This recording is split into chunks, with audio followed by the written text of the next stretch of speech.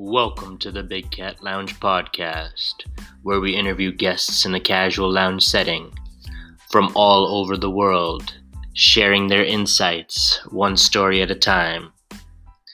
We can be found on Spotify, YouTube, Apple, iHeartRadio, and much more. Please rate and subscribe to our show to stay updated on the Big Cat Lounge. Thank you so much for tuning in. I'm KZ, and today's guest comes all the way from Thessaloniki, Greece. He's an entrepreneur, real estate consultant, focusing on all kinds of properties in Greece and Cyprus. He currently works for Roubis Global, where perfection is not attainable, but if we chase perfection, we can catch excellence. We welcome to the Big Cat Lounge podcast, Theodoros Ioannidis. Thank you so much for coming on to the Big Cat Lounge podcast. Thank you too, Kat. The pleasure is all mine. Ioannidis is actually, not Ioannidis. Yeah, could you pronounce it again, sorry? Ioannidis. Ioannidis, okay. Maybe it sounds a little Greek to you. Yeah.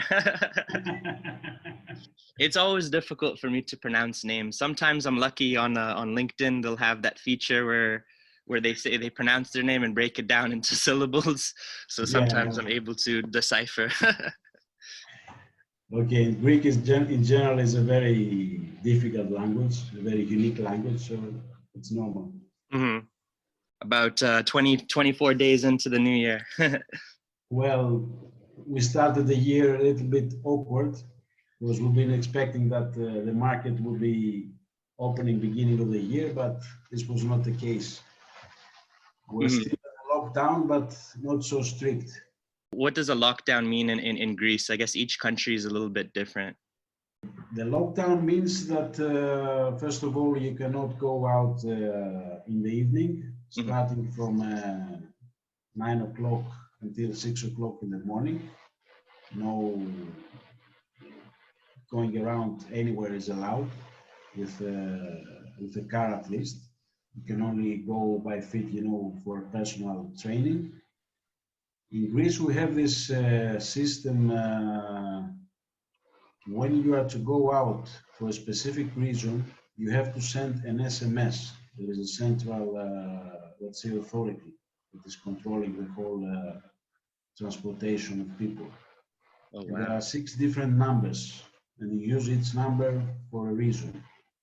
For example, number 2 is when you want to go shopping for the necessary stuff, to go to a supermarket or to go buy coffee or stuff like this. Number 3 is if you go to a bank. Number 6 is for personal training, and so on. The last week, we started opening up, meaning that the schools opened up. How do you say this? The grades from 1 to 6. Yeah. Yeah, elementary school or Okay, and now beginning of 1st of February, high schools are also open. The universities are still closed, and we opened up the shops last week, meaning the retail shops like clothes and this stuff. But again with an SMS and with a 2-hour time frame at which you can go and shop and get back to your place. So wow. It's not so strict, to be honest, because when you go out on the street, there's a lot of traffic, and especially now that the retail shops are open. And the people are, quite tired with the whole situation after such a long time being in a lockdown. The only thing that hasn't opened for a long time is bars, clubs, restaurants. They're only operating either with delivery or takeaway. But in Greece, this is and the hotels also. But in Greece, this is a big part of the economy. I'm sure Greece relies upon tourism too, so there's only so much they can do right now. To help with what's going on with the pandemic, but it's never going to be the same until we can get out of lockdown completely and get back to the levels we had before the pandemic. Yes, Greece mainly has tourism in the summer season, and let's say summer begins in different places of Greece. The more southern you are, the earlier the season begins.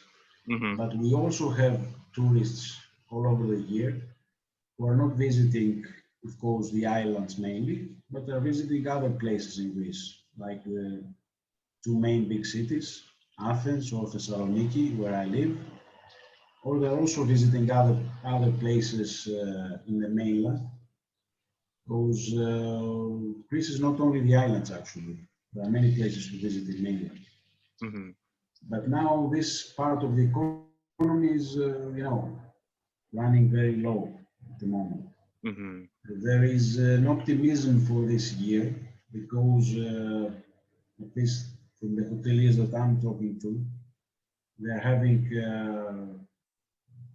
many more bookings than they had the last year when we got into lockdown. But they're still not so sure if these are going to be okay or if they're going to be cancelled at the last moment. Yeah, We are that's doing pretty well with the cases compared to other neighboring cities or cities which are of our size. We're talking we're 11 million population and we have like 5 to 600 cases per day, mm-hmm. which is pretty low if you compare it like to Austria, for example, which is a similar country with Greece or other neighboring countries in the Balkans, and not so many deaths in general. We've been doing pretty well, actually. Mm-hmm. Hope this will be the case also in the future. We started vaccinating people about a month ago, and we started with the older people, 85 years plus, and also with the ones that are working in hospitals, like doctors and all the nurses. Mm-hmm. And now we're moving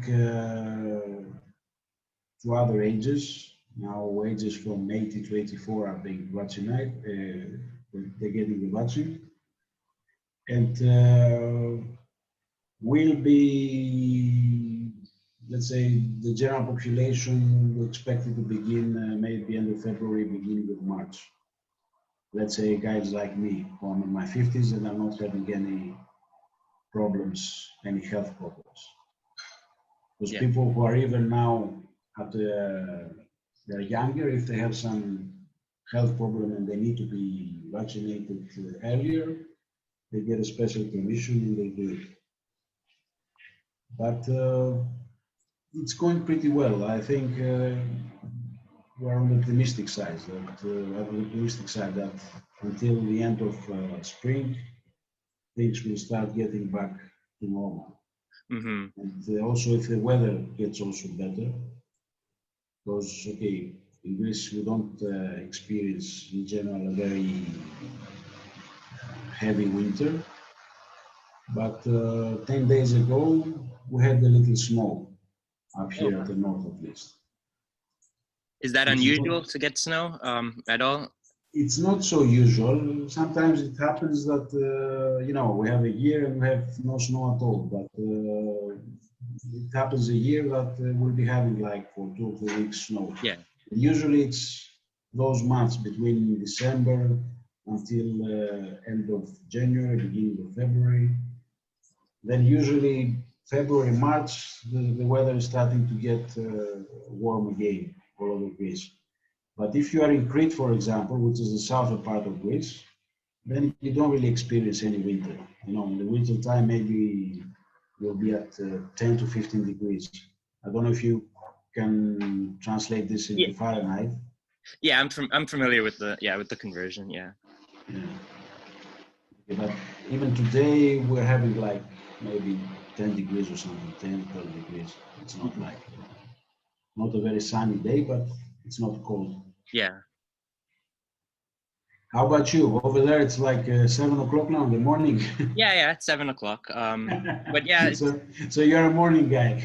yeah. I feel like it's better to just to get up and while people are sleeping to get things accomplished before the day Yeah. gets hectic or busy or out of structure.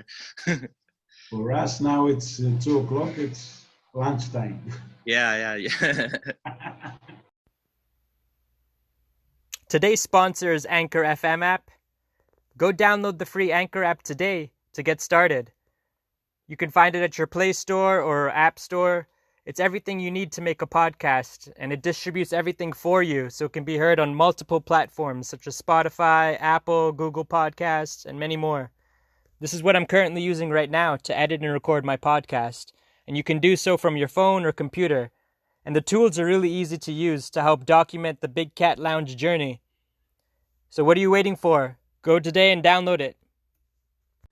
So I guess tell us a little bit about what brought you into real estate. It looks like you've had over 2 decades worth of experience in this field. So what's something that drew you to this area? Actually, this was the business of my father that he started in the late 60s. So this was the time that in Greece there was very much construction going on. My business before that, I was in the financial sector because I have studied economics. I've studied in an American university in Germany. And I was working together with my brother. We set up a consultancy, a brokerage firm for stocks, bonds, forex. That was between 1994 until 2002 when I started getting involved into real estate. It was something that happened, let's say, by accident, if I may say, because my father got sick, so somebody had to take over the business. Okay. But it was something that really amazed me because it was much different than the financial sector, which is, let's say, a world of virtual reality, selling and buying stocks. And construction and development is completely the opposite. You're building something from the scratch, and it's very productive. You know, it's when you see the constructions progressing, it's something that creates a very good feeling. Mm-hmm. In the last years, I've been mostly in real estate agency and consultancy. I'm not actually having any new developments right now. I've been focusing mostly on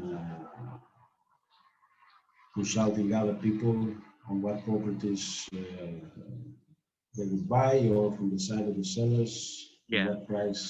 what is the right price to offer a property. And Do you find that it's challenging to find clients and customers? of course, it's During this challenging time? because it has to do with sales and communication.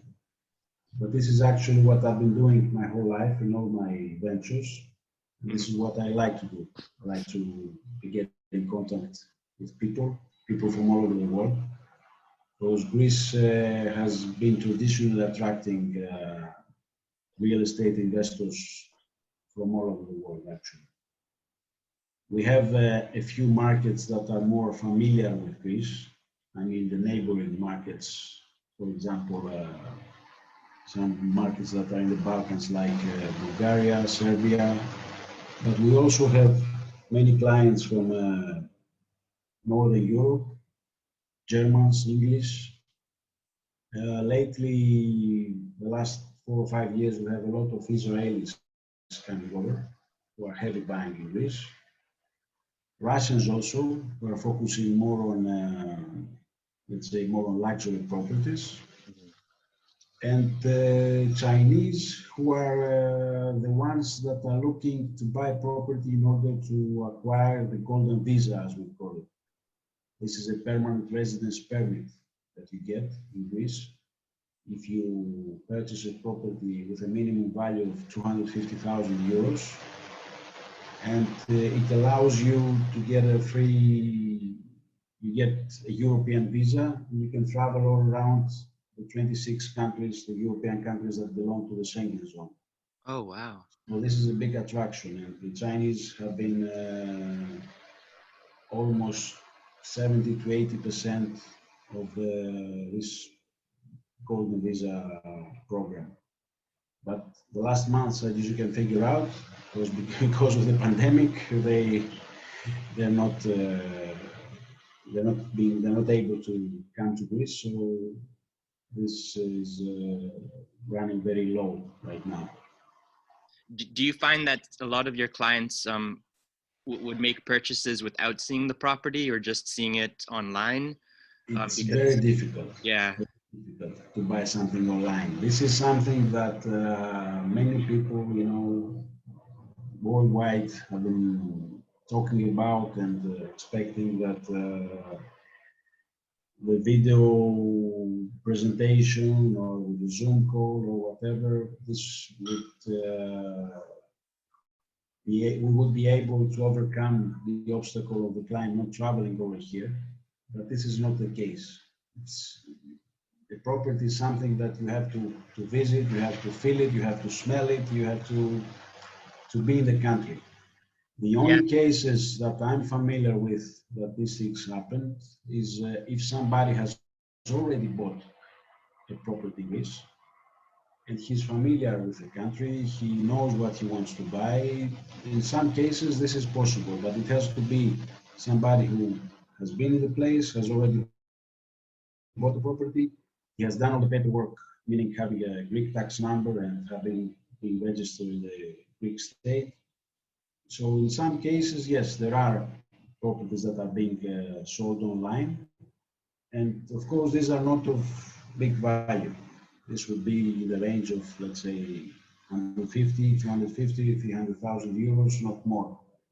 If somebody is interested in buying, let's say, an investment property, like a hotel or a whole building, then this is impossible to happen through, to have an online purchase like this. At least I haven't experienced it, and from what I'm familiar with from collaborators that I'm having, none of these purchases has gone forward. and I guess now, Greece's economy has started to improve. I know Moody's, one of the credit rating agency, improved the rating from B1 to BA3. So now maybe investors and others are looking more, Greece being back to a stable outlook. Because I know before with bankruptcy, there was a lot of like uncertainty. So now maybe there's a little bit more confidence if we can continue to progress through the pandemic. In Greece, we have been in a major crisis by the end of 2010. It was not, it was after the Lehman Brothers, if you remember, that was in 2008. This crisis, this global crisis, approached our country a couple of years later. And at this time, with the crisis reaching its peak at around 2012, because we had elections like every 2 or 3 months. Then we had to get into a memorandum with the EU because we had a great budget deficit. Then this was the really difficult times for Greece. Yeah. After that, it stabilized until the end of 2014. And then because we had the change of the government at the end of 2014, and we had the left-wing government for until January of 2015, we also experienced many problems this year, and with the bigger problem being having capital controls in banks. You couldn't withdraw your money from the banks, you couldn't transfer money abroad. So this was a really difficult time. Starting 2016, the market started picking up, and especially real estate. And now that we've been having a new government since July 2019, which is a right-wing government, and it's also very business-friendly, things are picking up very, very well. And if it wasn't the pandemic, I think that we would already be running with better rhythms, let's say, for what we are running right now. But yes, we got many upgrades, not only from Moody's, but also from all the other agencies. Yeah. The interest rates are now zero, which is very impressive for Greece. We're not used to this environment, meaning that the short-term notes are with a negative rate, and the notes are up to 1 year, zero, and the 10-year bonds are around 1.5%, which is something similar to the US, which of course you understand the comparison. This is of course because the European Central Bank has been pumping a lot of money into the economy. But there are also many companies from abroad that are doing huge investments in Greece. Pfizer, for example, which has come to Thessaloniki actually and started up one digital hub, and they're planning to make one more. We had Microsoft, which came to make a big investment in how do you call these things that they save all the data, the online data. Oh yeah, data centers. Yeah. Yeah, data centers. We have Amazon that is also investing in all the online services that it's already offering. And of course, traditionally, we have many investments in the tourism sector, which I think will be back on track, maybe not this year, but next year. I think it's going to be okay once things settle down with the pandemic. And a lot of investments are in renewable energy, because Greece, you know, is a country that we have many months of sunshine, so especially the photovoltaic investments are on the first line of the investors from countries from all over the world. We have Chinese that are controlling the biggest port of the country at Piraeus, near Athens. Actually, there's a lot going on. And I think that there are some people in the current government who are very,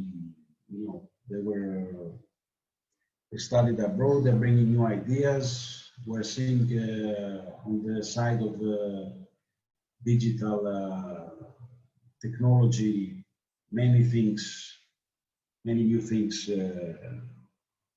being improved, like the system I was telling you about that we used with SMS during the pandemic, that is controlling the whole where people are going and how much they're allowed to go out during the lockdown and things like this. Yeah, it's very different versus the US. So for us right now, the term lockdown is by region and by state, and there's different, I guess, mandates as to curfews, certain times that you shouldn't be outside. But in terms of enforcing the rules, there's no monetary punishment or anything to really regulate. So because of that, people are still socializing and still going to parties and gatherings. So it can be very difficult when people aren't taking it seriously. Now here we have monetary punishments, which is if you are outside without having sent an SMS or without having an official document that you're going out for work or for some other serious reason, because there are certain issues that you go out, then the lowest punishment is 300 euros if they catch you without, if the police catches you without having the proper documents. Then the fines are getting even bigger in cases of the shops that are not keeping the rules. For example, depending on the square meters or the size of the shop, they're allowed to have a maximum number depending on the square meters, depending on the size of the shops. They get fines beginning from like 1,500 euros Sometimes they could reach even more. And, in some cases, they even close down the shops for around a month as a punishment. The punishments are pretty strict over here. Yeah, I think, after, getting fined once or getting shut down once, you would take it seriously because, it's impacting your bottom line. But here, I don't think, I think there's a lot of selfish individuals, and they're not taking it seriously, and it's impacting others. So it's a trickling down effect. Okay, there are also selfish people over here, but let's say the biggest part of the population, they're keeping the rules and they're going out with their masks. Everybody's, not everybody, but most of the people are watching out for themselves. Mm-hmm. Usually it's the younger people that you cannot keep them, teenagers and early 20s that are not so obeying, let's say. But if you go to ages like my son, for example, who is 11 years old, he's now in 6th grade, he's going to school, but they're keeping all the rules with the masks and everything. Mm-hmm. And people like me in my 50s that, we're thinking rationally and say, okay, this will soon be over, so why not keep the measures for another couple of 2 or 3 months, and then when we get out of it, then we can again move and be the way we were before. Yeah. But this is something that it's okay for the whole world. It's been a long time now. Yeah. The first lockdown in Greece was beginning of March 2020, so it's almost a year with a small break during the summer. But Greece is also focusing on being back to normal until the end of spring or beginning of summer, because it's important for us, because Greece is a country that relies very much on tourism. It's very important for us that we are in a better shape until then, so we don't lose another year of tourism, as was the case in 2020, that we had a fall of around 80% in tourism. It's a big part of the population in the country that relies on tourism. It's not only the hotels, it's all the side businesses that exist. But now things are moving better, I think. People are being vaccinated, things are on a good course.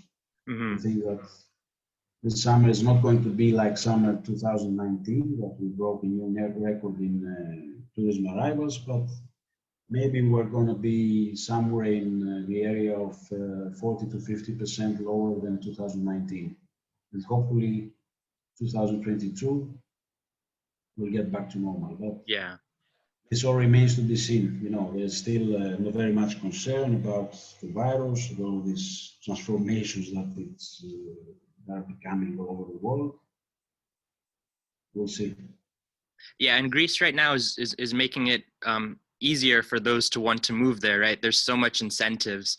I've seen some programs where 50% of your income would be tax-free if you move there up to 7 years. I've seen quite a lot of different incentives that Greece is doing to try and attract people to stay and to come visit the beautiful country. Yeah. This is what I was telling you before, that the government is very much business friendly and it's trying to attract people, also the ones that left the country during the years of the crisis and they went abroad to travel. Yeah. But also other people that are thinking of relocating and coming to live in Greece. There are different incentives regarding different, let's say, prospects people. I mean, there is an incentive for pensioners that can move to Greece and have a flat tax rate of 7%, which is very low, of course, for all their income, no matter where they receive their income from, their pension from. There is also an incentive that it's mainly focused on high net worth people, high net worth investors, that if you purchase a property of minimum value of 500,000 euros, or you invest the shares of the companies in a company that is not listed in the official stock market, again of the same amount, 500,000 euros, and they keep it at least for 15 years, then you get a flat tax of 100,000 euros per year from all your worldwide income, which is very good, of course, for people that are earning, maybe 2, 3, 5 million euros per year. It's a great incentive. And there are also incentives, the ones that we talked about, the 50%, which mainly focuses on what we call the technology nomads, the ones that can always work from from all over the world because they're working online, and it doesn't actually matter if they're in California, if they're in Germany, or if they're in Greece, or if they're in Dubai. And what Greece has to offer, apart from these tax incentives, of course, it's the nice weather, the very nice environment that we have. Of course, allow me to say that it is a beautiful country. We have like tens of islands that you can visit all over Greece. Mm-hmm. Also many places in the mainland that people from abroad are not so familiar, but they're really amazing. Greece is a country that if you go to the southern part of Crete, which is an island, which lies extremely south, it's the southern part of Greece, then you can see the seas like the Caribbean, like turquoise waters. And if you go on the mainland, in places like Metsovo, for example, then it looks like the Alps. And even us who are born and live over here, we haven't visited all these places. It's impossible. I mean, myself, I visited maybe 15 to 20 islands, but I don't think a lifetime is enough to visit all these places. Yeah, it's truly difficult when the locations are difficult to get to, and just the planning of everything. Yeah, because it might be a small country, it's not a big country, of course, but because the way, the morphology of the country is like this, and we have so many islands, for example, that you cannot move so easily as it is in the States, for example. But it's all, let's say, not flat, but you understand what I mean. You can always travel much easier. So you cannot visit all these places. I mean, if you are working, you cannot do it, unless you decide to be traveling all the time. Yeah. Otherwise, it's not really feasible. Tell us a little bit more about the importance of networking, because to get to where you are today, you had to, speak to so many different people and communicate. So tell us a little bit about the importance of networking for you. Networking is, of course, very important at what I'm doing, because when you're in sales, this is actually the basis of, if you're trying to sell, you have to have a very good network, not only B2C, but also B2B, getting cooperations with people from all over the world. And as I told you, we have many investors coming from abroad. So especially LinkedIn, the platform that we also met through, has been very important to me to get into contact with all these people. I don't think I would be able to do it without being part of the platform for the last, let's say, 3 or 4 years, being a little bit more active than I was before. It's amazing how easily, let's say, you can get into touch with people from any country and jump up into a Zoom call or a WhatsApp call, or exchange emails, and when there is room for cooperation, it works. It's working. Yeah, it's really a unique opportunity. I think not enough people are using it to their advantage, just because you have so many professionals. You have access to so many professionals, and there's just so much knowledge that can be shared where you can't get it from other platforms. It's just, you have to be strategic as to, how you comment on someone's post, or just what you're trying to get out of it. Be purposeful, because then you can really gain value from LinkedIn. That's very important, because as you said, that LinkedIn, professionals. Okay, there are also people, you get spamming messages, you Yeah. get those crypto guys, or sometimes you get even, from women who are Yeah. trying to get on you through private messages. But okay, this is the minority, let's say. The majority is true professionals that are LinkedIn and trying to network and meet other people in order to make business. This is not the case, for example, in Facebook, which is more, let's say, okay, politics, making fun, other type of social media.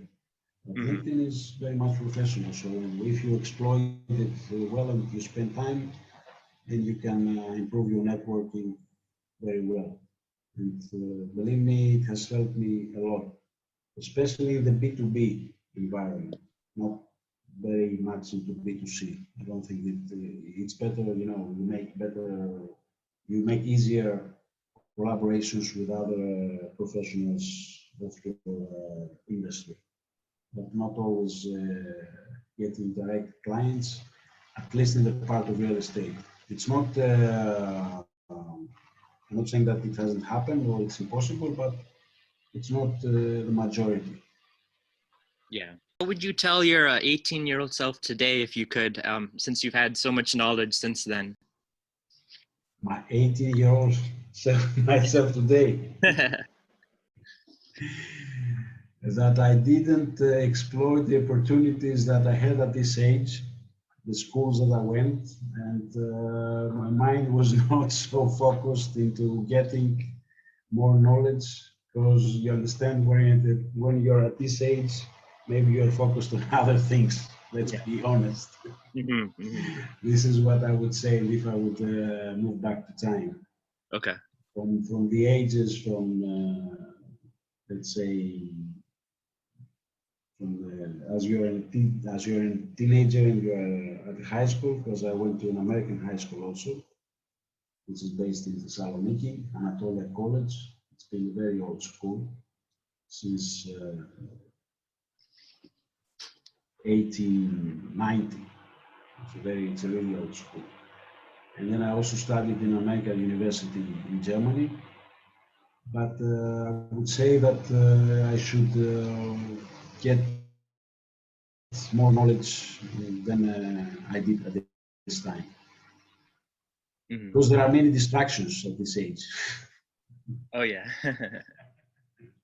Yeah, there always is distractions. It's just yeah, having the vision and being able to minimize some of those distractions to get what you need accomplished.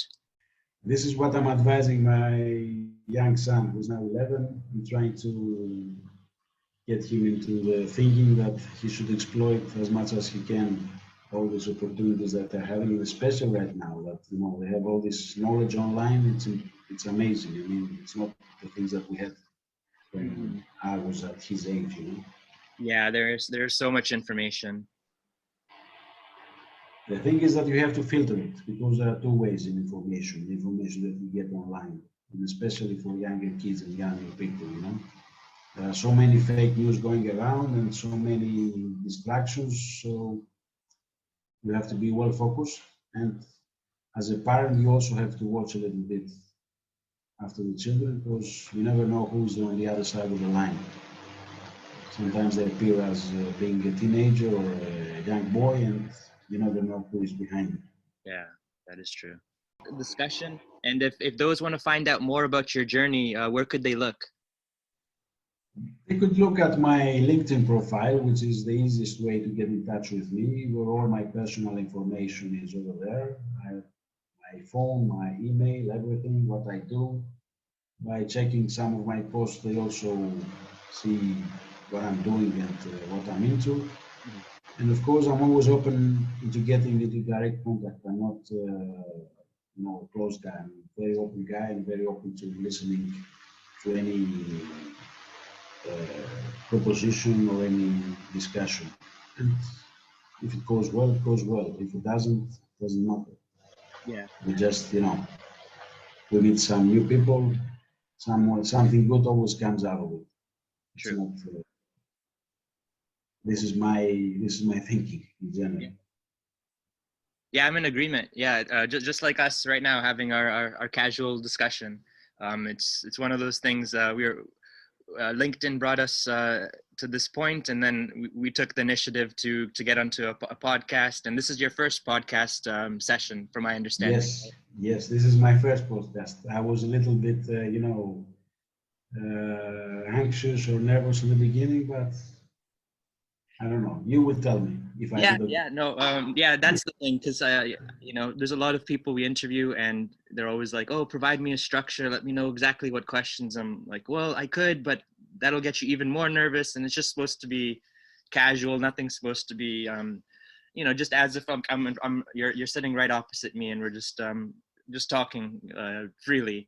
There shouldn't be any like specific agenda. It's more like just to highlight, your expertise and what's going on in your life. So it shouldn't ever be, something to be stressed or, caught off guard.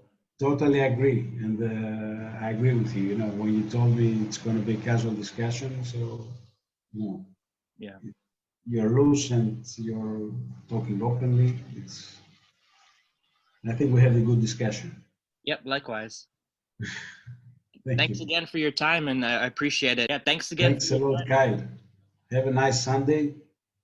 You the same. To all the people who listen to the podcast, everything best for this year. Hopefully we get out of this mess pretty soon and we get back to normal. Yes. And then we expect everybody to visit Greece.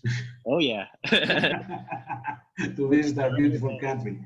I'm always here to help out anybody that needs any information. I'm always open to that. Okay. It will be my honor. Will do. Thanks again for being a guest on the Big Cat Lounge podcast. Thank you very much, Kyle. Thank you. You too. Have a good week ahead. Okay. You too. Thank you. Bye-bye.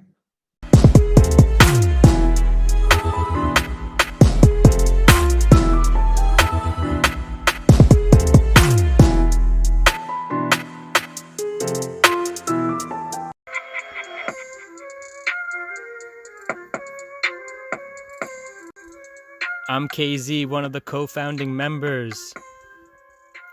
And I'd like to bring a call to action message. Please leave us a review. We need this as part of the algorithm to rank and eventually expand our reach